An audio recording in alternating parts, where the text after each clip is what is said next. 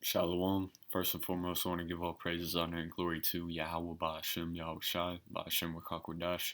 Double honors to the apostles and elders of Great Millstone who rule well and teach well. Peace and blessings to the elect out there that's pushing this word in all truth and sincerity. Alright, this lesson is going to be about romantic love versus, the love defined in the scriptures. Alright, Um, And basically, what this article gets into is, the title says most of it. The myth of romantic love may be ruining your health, and it is. All right, because basically, the idea of romantic love is chasing after your emotions. Impulse, which is a psychological disorder. A mental disorder. You know, making decisions out of impulse rather than logically thinking them through, and especially finding a partner or because whenever you get a woman, that's really adding on to your family, and that's something that needs to be well thought out. That's why marriages were arranged, in the ancient world, all right, because it is after survival, um, But yeah, I'm going to get into it. It says romantic love in Western societies is often portrayed in a stereotypical way. Two yearning halves who searched for each other to find their complete original state. And no, man, that's far from the truth. You need to be complete before you start investing in a woman, basically, or an significant other. Few find this bliss because it's a myth, and it is, man. Dating back to Plato and Greek mythology, the perfect lovers were joined together and sliced in two. Love, then, is the desire of each part to find the missing other. Yeah, so it's that idea of you have this void and you're trying to fill it with, someone else, which is, mind-boggling. Like that's a mental disorder. If you're trying to fill a void with anything, and whether it be sex, that lovey-dovey, cuddling each other all day long, or what? I mean, if you try to fill a void with anything, even if it's like a healthy activity like exercise, if you're trying to fill a void even with exercise, people get unhealthily like ripped, and it's causing stress on their body, you know. But it says that this myth lingers on in popular culture, love stories, and romantic comedies. It affects our social identity, which for many is formed by stereotypical scripted portrayals of relationships. Yeah, it's made up bullshit. Often less consciously, we keep on searching for our missing half. The ideal, the ideal. But divorce rates attest to why this ideal doesn't exist. Yeah. And then this part, explains how, modern day cyber dating and shit, it doesn't work out. It says it's easy to become addicted to this virtual world because real life love can't compete with it. For some, a return to reality is difficult or even impossible, as rising internet addiction and online infidelity show. This can result in various emotional stress, hopelessness, anger, pain, and behavioral reactions: fight, revenge porn, divorce, substance abuse, binge eating, or not eating. The link between stress, a broken heart, love sickness, mental health, depression, obsessive compulsive disorder, insomnia, and physical health, exhaustion, is well documented. Yeah, because you have this idea of trying to find that perfect partner to, you know, be a real life romantic comedy, but that shit doesn't exist, man.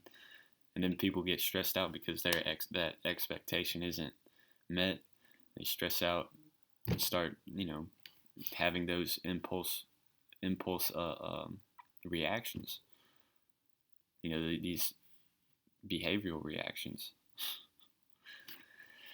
Um, the consequence of love. The long-term consequences are less well known, but we can guess. We know that The quality of our social relationships and circumstances can have profound influence on our brain. Recent advances of, I don't know that word, epigenetics, what does that mean?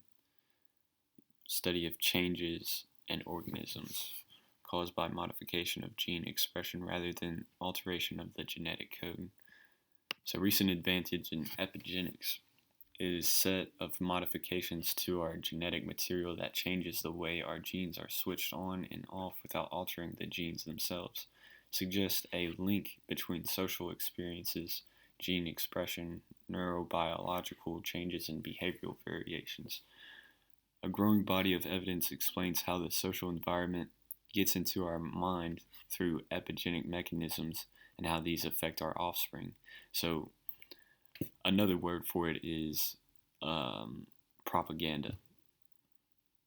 These ideas, whether it's in books or TV shows, because in high school, it's a requirement to read Romeo and Juliet. That's a form of influencing, a social environment, in their mind, thinking that, this perfect significant other is this young love, and you're willing to die for each other, but really, I mean, the scriptures do say there is no greater love than laying down your life for another, but the way Romeo and Juliet did, they committed suicide because they couldn't live without them, which is totally off. The scriptures talk about, suicide. Actually, let me go to, what is it, John 15.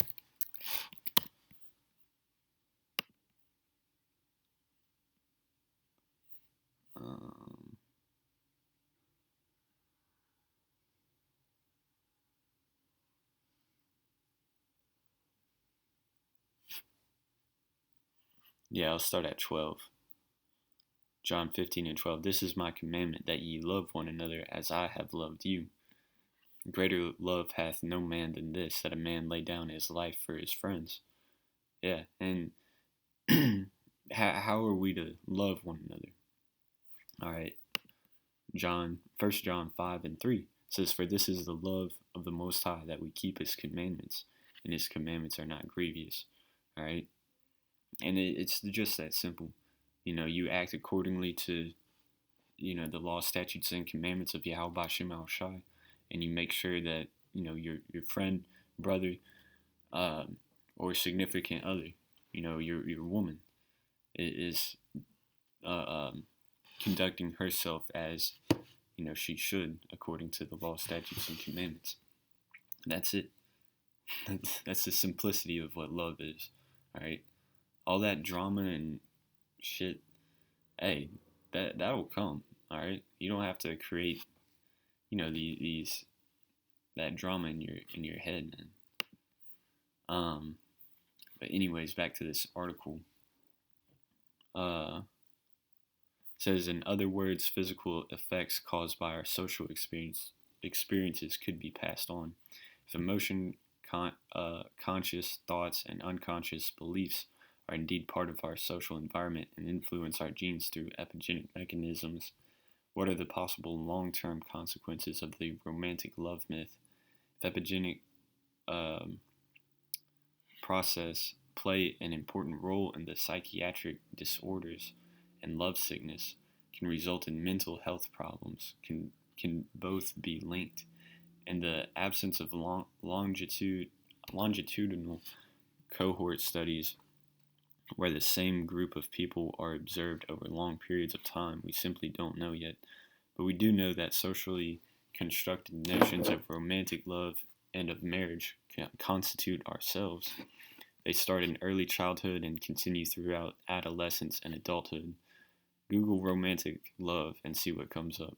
We develop expectations consciously and unconsciously about our love relationships and attempt to realize these. Yeah, so what it's saying is like these thoughts can be passed down to your kids, because really the who you look for, or how you you learn a lot from your parents, is what I'm trying to say. Whatever your parents, relationship was like, you'll end up becoming your parents, you know. Um, but also, through media, whether it's social media, mainstream media, movies, whatever, like I said, that's where people think that's what love is, man. But it's far from the truth. It says when these notions are unattainable, stress is inevitable, and the impact of stress on our immune system, heart, and mental health is well documented. Yeah, man, it's high time we stop chasing after fictional love. Yeah, that's the point, man. Acts of love are diverse as the people who exchange them between each other. They are often mundane but caring. If we break the myth of romantic love, we can start having more realistic expectations of relationships and in turn lead happier and healthier lives. Yeah, because uh,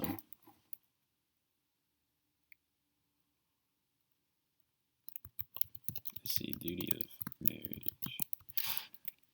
Because this is, it's simple. This is Exodus 21:10. Or yeah, let me get it down here.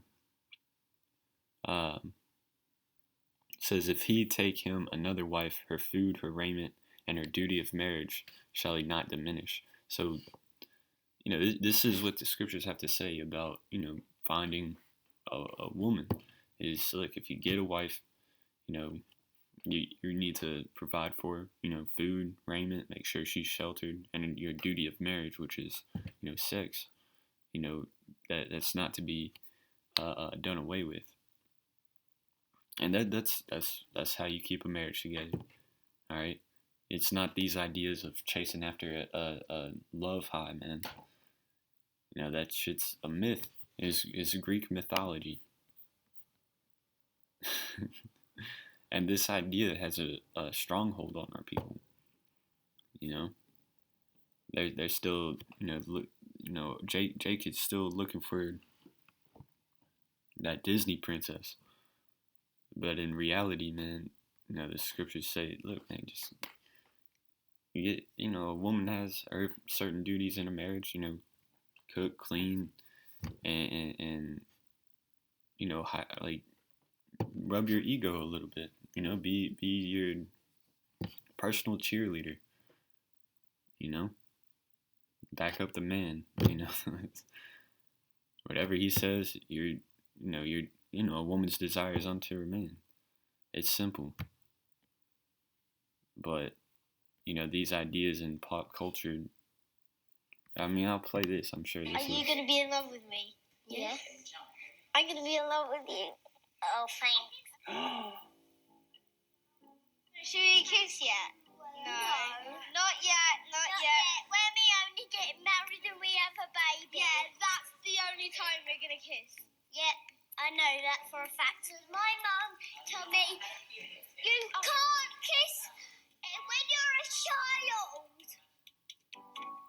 Well, I've kissed my friend when I was a child. So are you in love?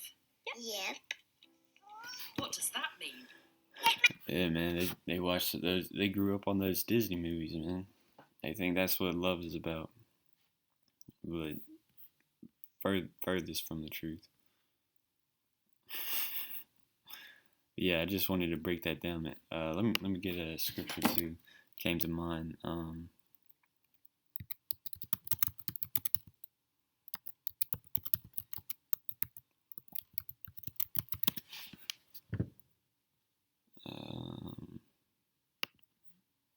Yeah, Sirach 9.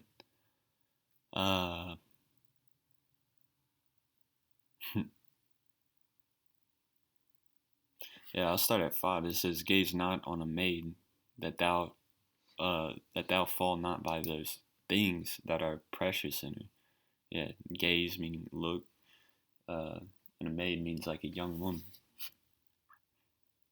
You shouldn't just be, going around trying to look at eye candy all the time. Give not thy soul unto harlots, that thou lose not thine inheritance. Yeah, because there's People, women know how to run that game where they pretend that they're interested in you, and then, you're buying drinks and, you know, giving them everything that they want because you think that's going to win her over. But you're giving her your whole inheritance, man.